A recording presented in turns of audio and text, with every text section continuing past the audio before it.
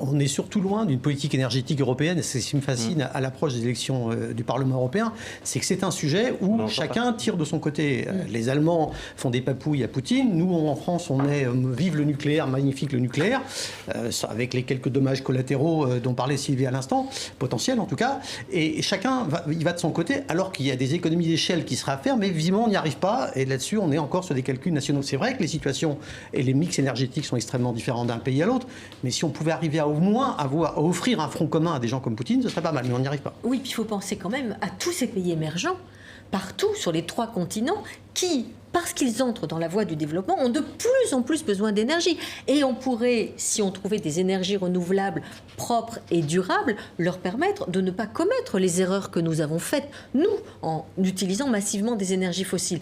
Mais ce qu'il faut bien dire aujourd'hui, c'est que le renouvelable tel qu'il est, les ressources, on parle de l'hydrogène, le renouvelable, il est encore, c'est un process qui est en train de se faire. Mais aujourd'hui, il faut une puissance installée par rapport à une puissance restituée qui est extrêmement coûteuse, avec des problèmes d'intermittence, avec des problèmes de dysfonctionnement.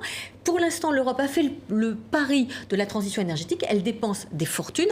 Il n'est pas du tout certain qu'elle ne soit pas battue en brèche par les recherches aujourd'hui sur l'hydrogène. Par exemple, l'Agence internationale des énergies renouvelables et aux Émirats arabes unis, ils travaillent énormément. La Chine travaille énormément. Celui qui maîtrisera demain une énergie durable aura vraiment un développement qui sera soutenable.